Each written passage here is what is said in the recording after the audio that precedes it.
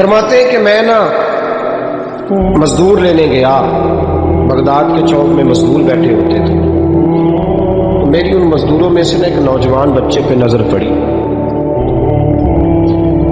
بڑا کمزور سا وجود تھا لیکن چہرے پر عبادت کا نشان تھا، ماتھا بتاتا تھا کہ نماز کا بڑا خیال رکھتا ہے۔ میں اس کے قریب گیا، چہرے بھی بڑا کچھ بتاتے ہیں نا، چہروں میں بھی بڑی رانائی ہوتی ہے۔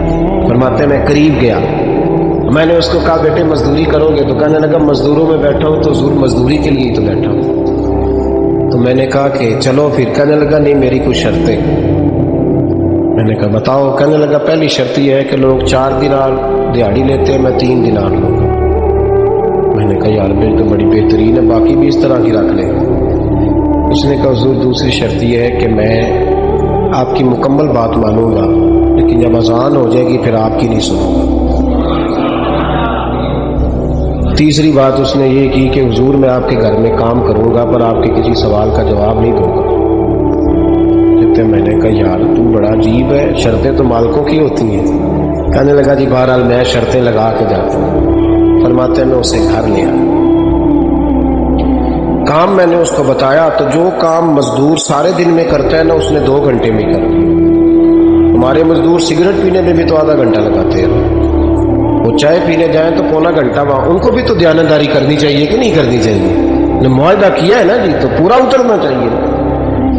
کہتے 2 گھنٹے میں، اب کام جب بندہ شروع کراتا ہے تو کام اور نکل آتا ہے۔ کہتے کام میں نے اس کو اور بتا دیا، وہ کرنے لگا۔ اس نے مٹی نکال کے رکھی تھی باہر رستے میں، تو اذان ہو گئی زور کی، اس نے وہیں کدال چوڑی کری اور چلنے لگا۔ تو میرا بیٹا کہنے لگا اس کو ذرا برابر کر دو۔ کہنے لگا چپ کر جا، تیرے باپ سے بات ہوئی تھی، جب اذان ہوتی ہے تو میں کسی اور کی نہیں سنتا، صرف اللہ رسول کی سنتا ہوں۔ کہتے مسجد چلا گیا، نماز پڑھ کے آیا تو دوپہر کا وقت تھا۔ میری بیوی کہنے لگی اس کو کھانا کھا لے۔ کہتے ہم نے کہا کھانا کھا لو، تو کہنے لگا میں نے روزہ رکھا، رمضان بھی نہیں تھا، نفلی روزہ رکھا۔ فرماتے ہیں شام ہوئی، میں نے 3 دینار دیے تو میں نے کہا تیرا نام کیا ہے؟ کہنے لگا میں نے آپ سے کہا تھا میں کسی سوال کا جواب نہیں دوں گا۔ تو وہ چلا گیا۔ اگلے دن میں پھر لینے گیا اسے، کام کچھ اور نکل آئے تو لوگوں نے بتایا وہ صرف ہفتے والے دن آتا ہے۔ میں نے کہا کیوں؟ کہنے لگے جی وہ کہتا ہے میرا ہفتے کا خرچہ 3 دینار ہے، جب 3 دینار کما لیتا ہوں تو باقی سارا ٹائم اللہ رسول کی ذکر میں گزار دیا کرتا ہوں۔ فرماتے ہیں جی اگلے ہفتے میں پھر لینے گیا، میں نے پورا ہفتہ انتظار کیا کہ کام اسی سے کرانا ہے۔ میں جب گیا تو میں نے کہا چلو، کہنے لگا میری شرطیں یاد ہیں نا؟ اور میں نے کہا یاد ہے بھائی ساتھ چل۔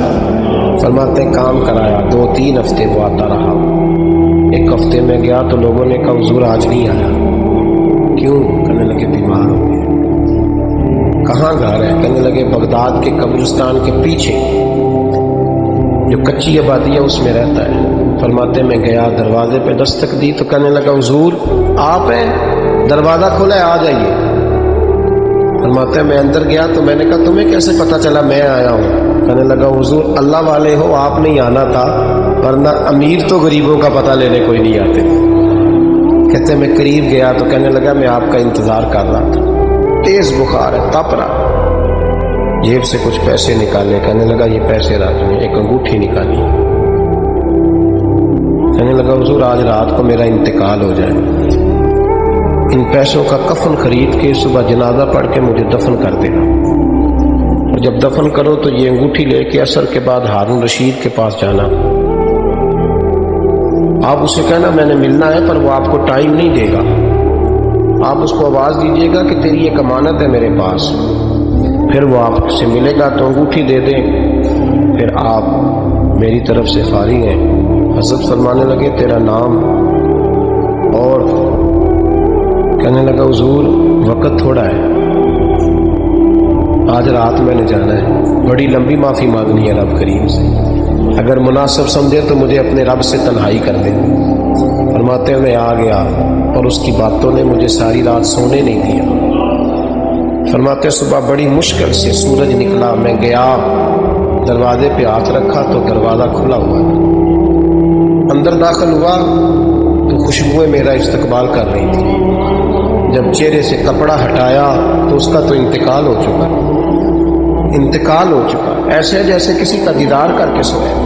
کہتے میں تو 2 آدمی لے گیا تھا جنازے پہ، پر پتہ نہیں دنیا کدھر کدھر سے آئی، کہاں کہاں سے۔ اکھاں جدوں میٹیاں زمانہ مینوں روے گا، اپنا تے اپنا بیگانہ مینوں روے گا۔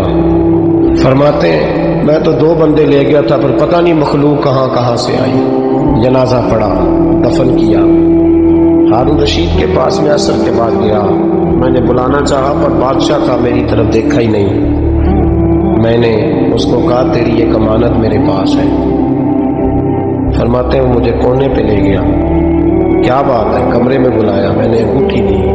ہارون رشید تو چیخے مارنے لگا، کہنے لگا انگوٹھی والا کہاں ہے؟ میں نے کہا وہ تو انتقال کر گیا۔ کہنے لگا مجھے قبر پہ لے جا۔ کہتے میں قبر پہ لایا تو وہ لیٹ گیا، تڑپ کے رونے لگا۔ میں نے کہا میرا کلیجہ پھٹ جائے گا، نہ اس نے کچھ بتایا نہ تو نے بتایا، یہ کون تھا؟ تو ہارون رشید کہنے لگا یہ میرا بیٹا تھا۔ میں نے کہا تیرا بیٹا اور مزدور؟ کہنے لگا حضور یہ حضرت داؤد تائی کے پاس بیٹھا کرتا تھا، ان کا مرید تھا، مجھے روز کہتا تھا ابا تو نے بڑی دنیا اکٹھی کر لی ہے، مرتے وقت تجھ سے ٹانگیں سمیٹی نہیں جائیں گی، اتنا حساب نہیں تو دے سکے گا۔ میں اس کو سمجھا دیتا، اس کی اماں سمجھا دیتی۔